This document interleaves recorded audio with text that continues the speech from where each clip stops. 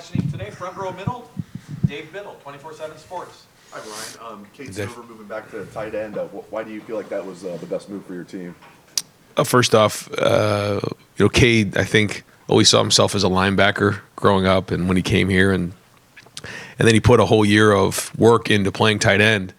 And the way it played out in the Rose Bowl is we were down some linebackers, and I think when he got over there, he realized that he loves being over there at linebacker because he can play with that edge. So at the end of the day, it was really up to him. We same thing when Steele went over to defense. We want guys to own it, and I think he saw, moving forward, he's got a huge ceiling at tight end. I think when you look at the work he's put in the past year and his skill set, he's got a chance to be a really good tight end. And I think the thing he would tell you is he wants to bring that same defensive mentality to the offense, and he could do that. He's strong, he's powerful, he's really athletic, got really good ball skills. Was a really good high school basketball player. So, he's back over at tight end and had a good couple practices.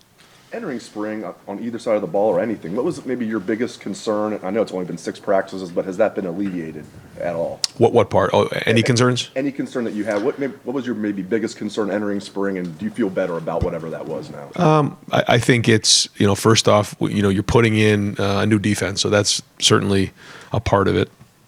And I really have been impressed with the energy over there, with the teaching that's going on. We still have a long way to go, but it's been, for the first 6 practices, we're off to a very good start there. I think the guys are playing with confidence. But also just the physicality that those guys have worked the last 7 weeks to get in better shape. They're stronger, they're more powerful. So that part's good, and they're playing with confidence right now. We'll go deep right, Spencer Holbrook. And just before that, just the other one's the offensive line, just because it's a new coach in there with Coach Fry, and just kind of getting that continuity and depth in the O-line. So yeah, Sorry about that. No, it's all good. All good. Spencer Holbrook. Yeah, you're out. Ryan, I guess that's where I was going to go next, was the offensive line. Yeah. With Jim having the philosophy of not really tackling, and you guys not wanting to do too much physical, is there like a certain select things that you really want to see accomplished from Justin in that unit this spring, or is it just kind of take it by day? We'll tackle some this spring. I think just philosophically, some of the drills that we that have kind of happened over the years sometimes we can get into bad habits. So we decide we're going to tackle to the ground. We just want to go 11 on 11, and so. We'll get a chance to do that. But look, going back to the offensive line, I think, you want to find out, that you have 5 guys, and then you want to find 6, you want to find 7, you want to find 8. And then it's just really a couple things you're looking at. One is, in the run game, can we knock back the line of scrimmage? And can we get physicality and movement? And then in the pass game, firming up the protection. And we're going against very good guys on either side of the ball every day. So you're getting challenged, which is great. I think our defensive line has been challenging the offense and vice versa. So you just kind of want to see how you stack up against each other every day in practice, how you compete. And I think, guys have a certain amount of talent. We have pretty good talented guys up there, but it's the discipline and skill that you have to create over time. And, we'll look up in another couple of weeks and kind of see where we're at. We're in the middle of it right now. We're asking each guy to, figure out, what are your strengths and weaknesses? What are the things you need to work on? And by the end of each week, have you addressed those things? And then you kind of come up for air and figure out what the next challenge is as an individual. And then as we get closer to preseason, we start to come together a little bit more as a group. But right now, the focus is on getting better individually. You guys have a lot of continuity on that side of the ball with the coaching staff, but is it almost refreshing to have a new voice in there trying to help lead the run game to where you guys want it to be, so it wasn't exactly where you needed to be last year? I think when you look at year in, year out, there's always that balance that you're talking about of continuity and guys understanding where you want to be and the experience, but then also having fresh ideas and a fresh point of view, and a good mix of that is healthy, I think. Third row left, Dan Hope. It's 11 Warriors. Yeah, follow up on Cade, the tight end position as a whole. Just where do you feel about where that group is right now? Is there anyone else at that position that's starting to come along this spring? I think they're all getting better. It's still only 6 practices in, but really it's the same group as we had last year. Mitch is out for the spring, so we don't have him, but it's the same group just minus Ruck, and so the younger guys got to step up and start to continue to build depth in there, and then we got to get a starter in there and get Cade going and get Joe going and get G going and see how they can fit into this thing. But But we're not there right now in terms of packages. We're more about just trying to develop individually and trying to figure out what their skill sets are. And then as we start to, go closer to the preseason, we start to put those packages together based on the teams we're playing. Tanner Mcallister, he lost his black stripe. What have you seen from him, and are there any other newcomers that have started to catch your eye? Well, I think first off, what Tanner's done is he understands the defense, almost like a coach out there, kind of like one of those old player coaches out on the field, and he's been able to help guys with that. And his experience really shows up on the field because he can recognize what's how teams are trying to attack him, and he feels comfortable in this style of defense. Obviously, he's got years of experience in it. Other newcomers, there's a bunch. There's a bunch that have flashed. If I say one, I'm going to forget two or three, and they'll get upset. So I think that hopefully we'll get some more of these black stripes off pretty soon. Second row left, Stephen Means, Cleveland.com. With the offensive line, obviously you guys started 4 tackles last year. Is there something to improving the run game, just having guys who are just more natural guards at that position, whether it's Matthew Jones? Well, Jackson, yeah, I think that Paris, is suited best for tackle, but I think Thayer, you'll see him play guard and tackle in the NFL. So I think that was, fine. And I thought that Thayer did a good job there, and I think Paris did a good job at guard too. And some of the stretch schemes that we did, he's athletic, and that worked out okay. But having Matt and Donovan in there at guard now, like you said, a little bit of different skill set and just size in there. And so I do think in a perfect world, you'd like to have a little bit more squared away, thicker guards to be able to handle some of the bull rushes and things you do against bigger size guys inside. But that doesn't necessarily mean it happens, but that's the idea. And I think those guys are going to give us something inside this year, that's what we're counting on. You guys use Donovan sometimes as like that 6th offensive lineman. Just what do you guys like about him when you recruited him? Just can you talk about him a little bit? Yeah, Donovan's very athletic. He's very smart. Great young man. And now it's about acquiring that discipline and skill. Skill to play the guard at the highest level, and he can do it. Certainly, he's athletically very, very gifted and very smart, very conscientious. So the more reps he gets, the better he's going to be. Cade Stover, is that permanent now? Is he just sticking that tight end completely? You just never say never, and that's what I told him. But right now, his focus is on tight end. Fourth row middle, Pat Murphy, 24/7 Sports. Ryan, you obviously have 2 cornerbacks that started last year coming back. We heard about some of the young guys towards the end of the season behind the 2 starters. What have you seen from that group, and how do you feel about the depth that you're building there? I feel good about it. We'll have to watch the film and continually see where it's at. Anytime you lose 2 really good players on the outside like that, that's a lot of production to replace. And while guys are talented, they're going to have to step up and make those plays. Those are 2 players that made a lot of clutch catches, and you counted on them to make really tough plays and third downs and when it mattered most. And we think that we have some really good candidates to go, push forward to be those type of guys, but. We'll see. It's going to take a lot of hard work, and it's not just going to happen over 4, 5, 6, 7 practices. It's going to take time, and it's going to kind of develop throughout the season. But I think we do have some really talented guys in that room, and the depth is being built. We saw Josh Proctor doing a little bit more than at least we've seen. How is he coming along, and what do you like from what he's able to give this spring? I wish he could do more. He's just kind of getting started and getting moving around out there, with individual drills. And it's been a long road for him to come back from, and that's not easy. He's had a few injuries in his career, so wish he could do more right now. But he's kind of inching his way back. But that's okay. It's a long way to August. Second row left, Bill Landis, The Athletic. Ryan, with Donovan, was he at any point last year close to being in a spot where you could rotate him in the way you guys rotated Matt Jones in at guard, or was he quite not ready for that yet? I would say he was probably 7 or 8 last year. And athletically, we felt great about putting him in a game, but just the experience of a true freshman who came in during the summer, not having a full year, that's a tough ask. Not saying he couldn't have done it, but that's why we kind of had him do some of that on the ball tight end stuff, because we felt like there's something there, but we didn't want to overwhelm him with too much stuff. And I think maybe on the outside there was a lot of people wondering whether or not DeJuan Jones might have tried to go to the NFL after just 1 year of starting here last year. How much conversation was there about that in here? And now that he is back, what's the next step for a guy like that? Yeah, there was conversation in the building. I know there was conversation outside the building, and you just identify what where you think you could go in the draft, and then you decide whether that makes sense for you and your future. And he wanted to come back and be a first or second rounder. That's his goal, and so he's been challenged with a set of things that he needs to get done if he wants to get there. I don't think there's any question. He has the ability and he has the talent to be one of the better tackles in the country. Now, whether he is or not, there's certain things that he's going to have to get accomplished here in the offseason and then during next season to get to that point. And consistency is going to be one of them. But he's done some good things, and I think he knows what those things are that he needs to get done. Front row right, Austin Ward, Letterman row. Ryan, where do you all think Mitchell Melton fits best?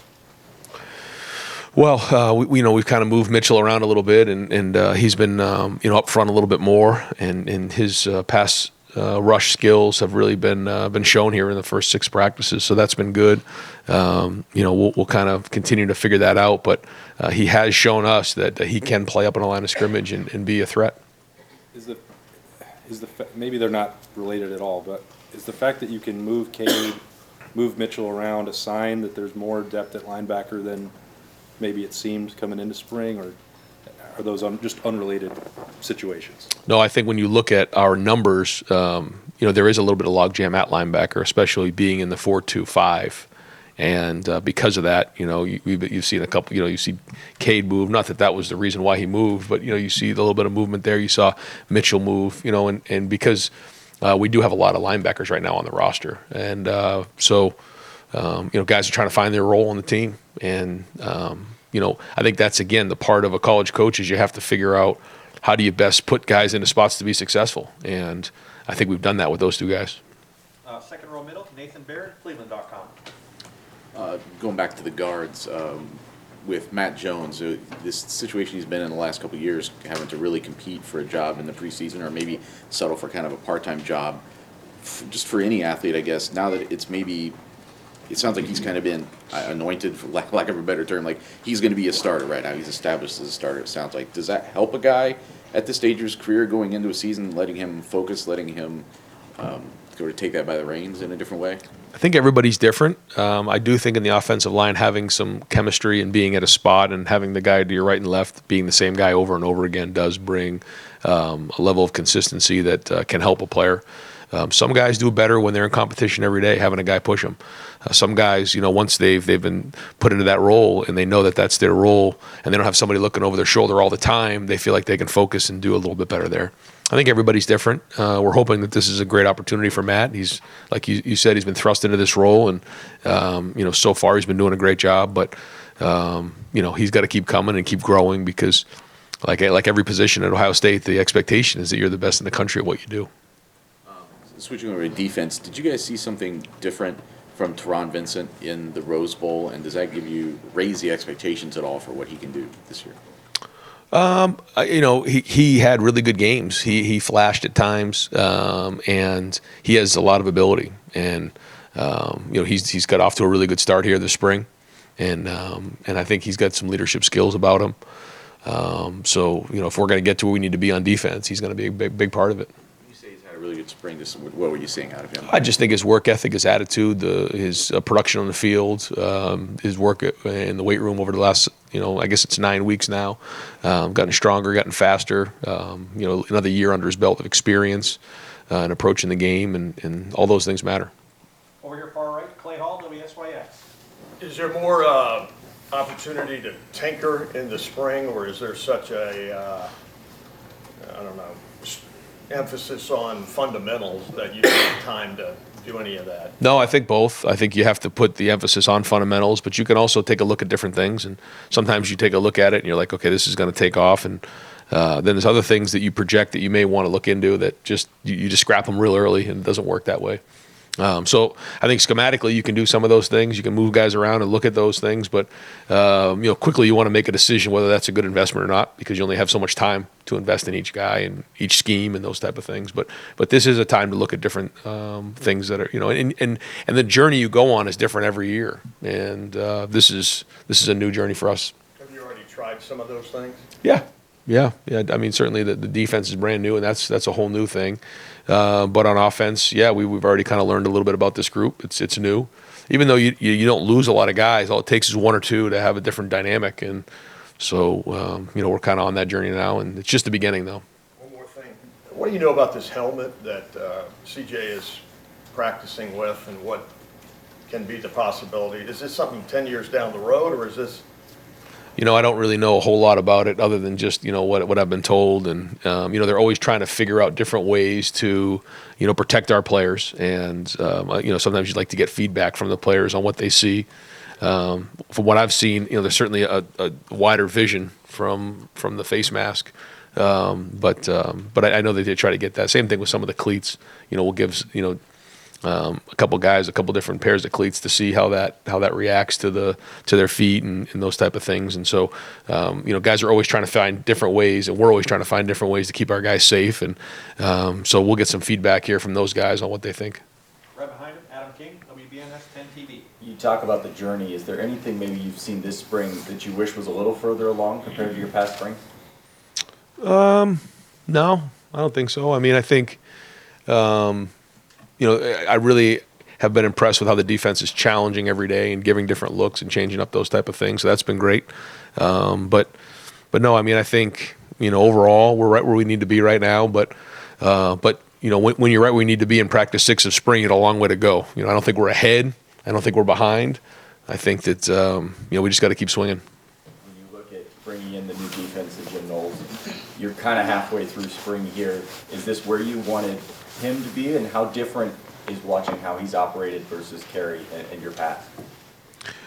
He has a unique way, the way that they teach in their units, and it's been fun for me to sit in some of those and see how he teaches as a group, and then they break up into units. But I would say it's been nice to be around it and see the different style.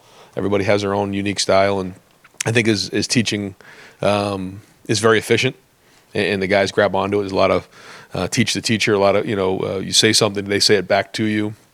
And it's been good so far, so we'll see. Front row, middle, Bill Rabinowitz, Columbus Dispatch.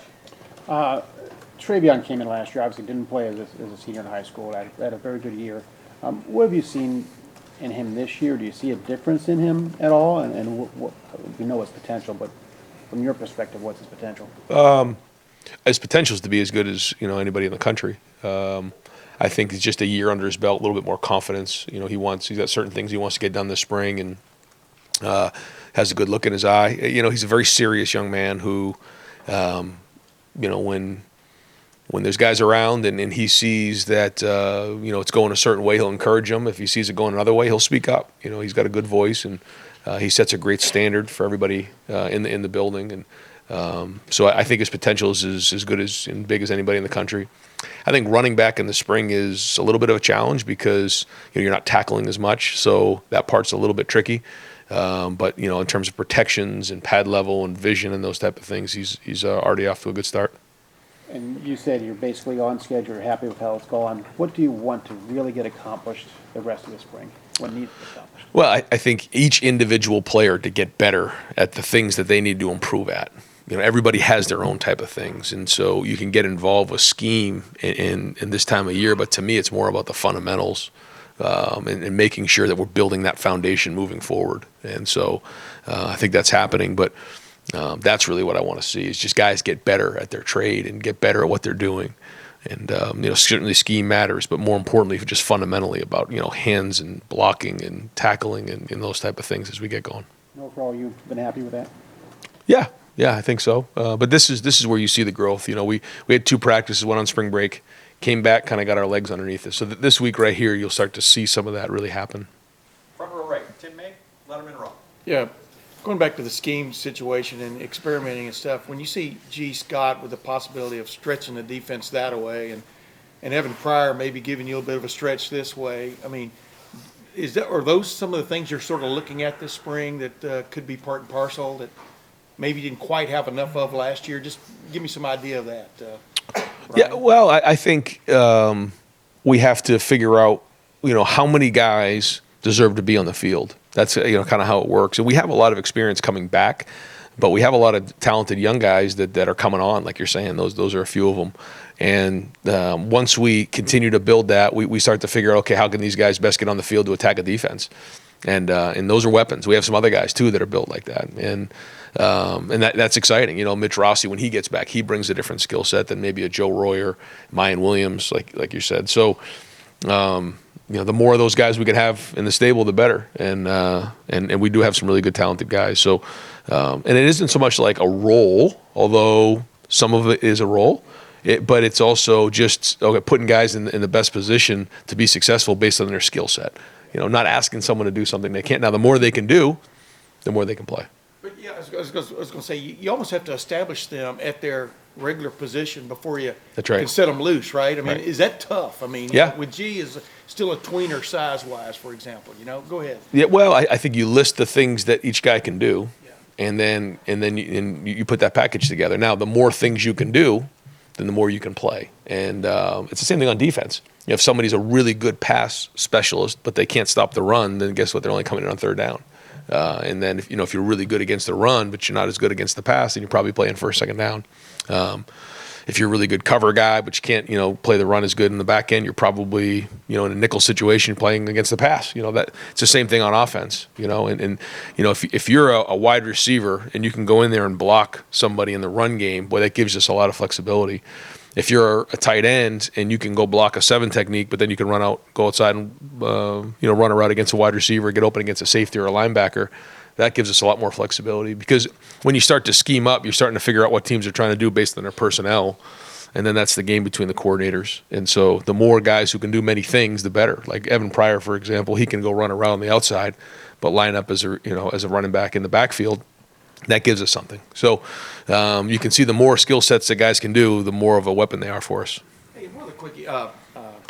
When Josh Proctor is healthy and on his game, what is special about him? What did you notice the last couple of years, even in preseason last year, that just sort of sets him apart? Maybe that's unfair to say that, but I think he is. In my opinion, he is a little bit of a special guy back there. What, in your mind, what do you want to see that tells you he's back? You understand what I'm saying? I do. I would say, like, when Josh is at his best, what does he look like? Yeah, I think first off, he's rangy. He can cover a lot of ground. He's extremely physical. He will absolutely get after you, whether it's, receivers downfield or coming up and playing the run game, blitzing. And I remember in the Clemson game, the first time we played him, he got after. I forget who the tailback was. It was Etienne. He was physical against that guy. He had that hit in the Wisconsin game to end the game. He'll come downhill and he'll play physical. And he also has really good ball skills. He can track the ball and when he's playing at his best, he's all over the place. He plays with discipline. Can really affect the game in a lot of areas, and he can get away with some things that maybe other guys can't. And that's what we're looking for out of him.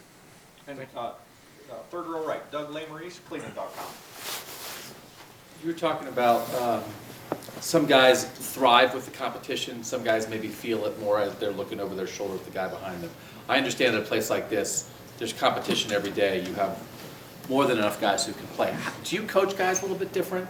How do you deal with the guy who says, hey man, we want to make sure we push this guy, versus maybe telling the guy, hey, like, you're good, you've got your spot, don't freak out. What's that like for you and your assistants? Well, this is a tough game that's played at the highest level, and you have to be tough competitively, you got to be tough physically, you got to be tough mentally to play in this game, otherwise it'll eat you alive. So that's the first part that we have to understand. That being said, certain guys, they have a little bit of a fear of failure, for whatever reason that is. And so I think for a lot of those guys, you try to communicate to them, in a different way than you would somebody who just loves to compete. And if you get under their skin a little bit, that's going to bring out the best side of them. And that's coaching. There has to be certain things that are consistent across the board, but everybody's a little bit different. And I think understanding each guy is critical. But at the end of the day, it's a hard game for tough guys. Last year, everybody knew it. You talked about it. It was a young team in a lot of ways, right? And I think you could maybe feel that during the course of the season. You have a lot back. You have about as much experience back as any major Power 5 team. You're only 6 practices in. Can you feel it at all? Do you feel at all that, CJ's a second-year guy, Trevion's a second-year guy, You have some more pieces that are back. Do you feel a difference of more experience? Yeah, but also, I mean, these guys are not 20-year vets in the NFL. They have a year under their belt, and there's still a lot of football for them to learn. But everything they're not doing for the first time, and that's good. There's a reference point to go back to going into this season, as opposed to just the total unknown of going into it, which I felt like we had last year. And when you have that, you have doubt in your mind. That's just part of it. And there's a reference point, which is important for us. But we still have a lot of football to learn, a lot of work to do moving forward. And when you have a quarterback like CJ, who's back as a second-year starter, third year in the system, you as the head coach and the play caller, do you spend less time with him because he's more experienced and he doesn't maybe need to spend as much time with you, or do you spend more time with him because now he's getting advanced and you and CJ can almost shape this offense together? What's your time spent with CJ like? About the same, because you have to do both of those things. But you try not to change just because it's year two. You try to continue the same mentality that we have. We have certain meetings that I'm in there, and certain meetings where I give them a little bit of space. But no, we try not to change that just based on the second year. Yeah. Got time for one more set of questions. Joey Kaufman, Columbus Dispatch. I just wanted to follow up on Cade. Was that something that he in his move to tight end, was that something he brought up with you guys? Did you guys tap him on the shoulder and say there's an opportunity here? How does that conversation get approached? We've had constant conversation since the last Rose Bowl, and something that we wanted to make sure that he, his leadership in the offseason that he had was excellent, unbelievable leadership, and now that he's a veteran in the program, he has a voice, and we want to put him in the best position to be successful, and it's something that there's always been conversation about it, and now that he's been there for a couple practices, we'll continue to talk about it, but he needs to focus on something for a while, in order to be successful. We can't keep bouncing around.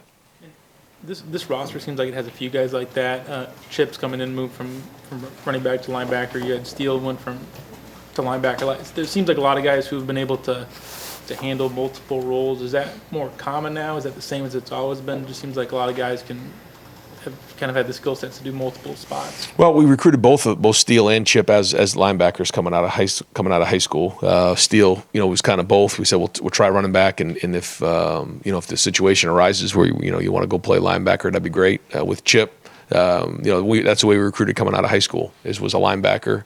He decided he wanted to try running back at Arizona State, but now as he came back here, he's back to linebacker.